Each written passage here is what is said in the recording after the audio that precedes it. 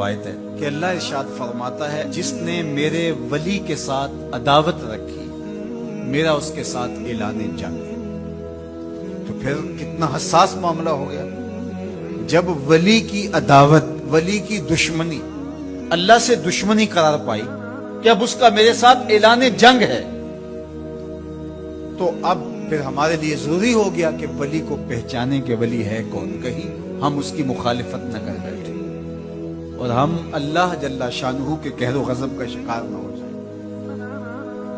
تو یہاں اسی حدیث میں جو بخاری کی میں نے آپ کے سامنے رکھی کہ میرا بندہ فرائض کی ادائیگی کے بعد کثرت نوافل سے میرا قرب حاصل کر لیتا ہے، پھر آنکھیں اس کی ہوتی ہیں، قوتیں میں ڈال دیتا ہوں، ہاتھ اس کے ہوتے ہیں لیکن پکڑنے کی توانائی خاص اس میں ڈال دی جاتی ہے۔ فَكُنْتُ سَمْعَهُ الَّذِي يَسْمَعُ بِهِ، کان اس کے ہوتے ہیں لیکن وہ میری اس دی ہوئی خاص قوت سے سنتا ہے۔ ہاتھ اس کے ہوتے ہیں لیکن پکڑائی کی قوت خاص طور کے اوپر میں اس میں ڈال دے۔ پاؤں اس کے ہوتے ہیں لیکن وہ میری عطا کردہ خاص قوت سے چلتا ہے۔ آصف بن برخیہ آنے واحد کے اندر تخت بلقیس لے آیا کہ نہ لے آیا؟ قرآن نے بیان کیا نا، آنے واحد میں 1 مہینہ جاتے ہوئے لگتا تھا، 1 مہینہ آتے ہوئے لگتا تھا۔ حضرت سلیمان علیہ السلام نے کہا کہ بلقیس آ رہی ہے، بس وہ شہر سے باہر پہنچ گئی ہے، تو کوئی ہے جو اس کا تخت لے کر آئے، اس کے آنے سے پہلے حاضر کر دے۔ اور وہ تخت مکفل کر کے آئی تھی، 60 ہاتھ چوڑا تھا، 80 ہاتھ لمبا تھا اور کئی ہاتھ موٹا تھا۔ تو کہا کوئی ہے جو اس کے آنے سے پہلے لے آئے؟ قال عفریت من الجن، ایک جن کھڑا ہو گیا کہ آج حضور میں لے آتا ہوں۔ کب لاؤ گے؟ کہا کہ مجلس برخاست ہونے سے پہلے تخت آ جائے۔ بڑی بات تھی، لیکن سلیمان نے کہا نہیں، مجھے اس سے بھی پہلے چاہیے۔ کیا شان ہے، پیغمبر نے کہا مجھے اس سے بھی پہلے چاہیے۔ تو پھر کیا ہوا؟ قرآن پڑھیے، قال الذی عندہ علم من الکتاب، جس کے پاس کتاب اللہ کے علم کا کچھ حصہ تھا۔ زبور ساری کا عالم نہیں تھا، زبور کی کچھ آیتوں کا عالم تھا۔ اس نے کہا آنا آتی کا بے، جی حضور میں لے آتا ہوں۔ یہ تو دوپہر تک لا رہا ہے، تم کب لاؤ گے؟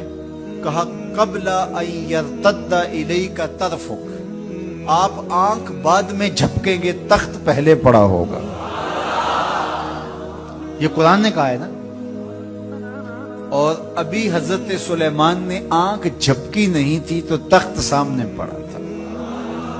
جب اس کو دیکھا تو بے ساختہ کا ھذا من فضل ربی، یہ میرے رب کا فضل ہے جس نے میری دہلیز کے ایک خادم کو یہ طاقت عطا کی کہ 1 مہینے کی مسافت سے اتنا بڑا تخت آنے واحد میں آنکھ جھپکنے سے پہلے حاضر کر دیتا ہے۔ آنا آتی کا بے ہی، لفظ سنیے، آنا میں، آتی کا آتا ہوں، بے ہی اس کو ساتھ لے کے، یعنی میں ابھی گیا اور ابھی آیا اور تخت بھی لے آیا، اور وہ وہاں سے غائب بھی دکھائی نہیں دیا اور تخت بھی وہاں موجود تھا۔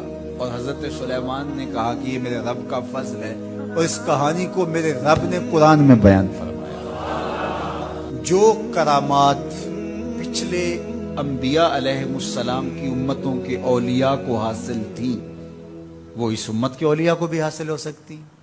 جس طرح حضور نبیوں سے افضل ہیں، حضور کی امت باقی امتوں سے، اور حضور کی امت کے اولیاء باقی امتوں کے اولیاء سے افضل ہیں۔ تو جب ان کی یہ کرامت ہو سکتی ہے کہ آنے واحد میں تخت بلقیس لا سکتے ہیں، تو اگر اس امت کے کسی ولی کی ایسی کرامت بیان کی جائے تو اس میں طبیعت میں بے چینی کیوں پیدا ہو؟ یہ تو حضرت سلیمان کی امت کے ولی کو بھی اللہ کمال دیا ہے، تو محمد عربی کے غلام کو کیوں نہیں دے سکتا؟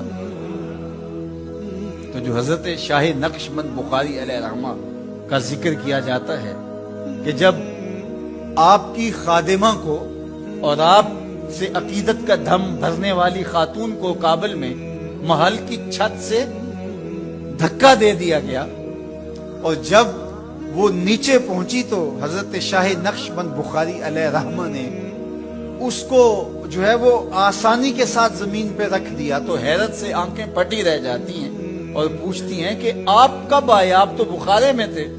تو برجستہ بولتے ہیں تو از چبارہ آمدی من از بخارا آمدہ، تو چبارے سے چل پڑی تھی میں بخارے سے چل پڑا تھا۔ تو یہ حضور کے غلاموں کی شان ہے، اور یہ کوئی جو ہے وہ بعید نہیں ہے۔ باقی رہی بات جی عقل نہیں مانتی، تو معجزہ اور کرامت ہوتے ہی وہی ہیں جو عقل انسانی کو عاجز کرتے ہیں۔ جو عقل میں آ جائے وہ تو فن ہوگا۔ ما یعجز بہ العقل، عقل کی جہاں پہنچ نہ ہو، جو ظاہری اسباب سے ماورا ہو، جو چیزیں ما فوق الفطرت ہوں، تو انہیں ہی تو کرامت، قدرت یا معجزہ کہا جاتا ہے۔ اور اگر وہ عقل اور فہم اور ادراک میں آ جائیں تو پھر جو ہے وہ کیا ہو۔ تو اس کی نظیر ہمارے پاس قرآن میں موجود ہے۔ اب اللہ کا ولی کون ہوگا؟ حضور علیہ السلام سے پوچھا گیا، ابن مردوی اور باقی لوگوں نے روایت کیا کہ حضور ولی کون ہے؟ تو حضور علیہ السلام نے ارشاد فرمایا، اذا رؤوا ذکر اللہ، جس کو دیکھو خدا یاد آ جائے، جس کو دیکھنے سے رب یاد آ جائے، جس شخص کی صحبت میں بیٹھ کے رغبت دنیا کم ہو اور رغبت آخرت بڑھ جائے، اس کی صحبت غنیمت سے۔ اچھا، قرآن نے جو ولی کی علامت بیان فرمائی وہ یہ ہے، الذین آمنوا وکانوا یتقون، یعنی ولی کی جو علامتیں ہیں وہ ایمان اور تقوی ہے۔ خودی کا سر نہا لا الہ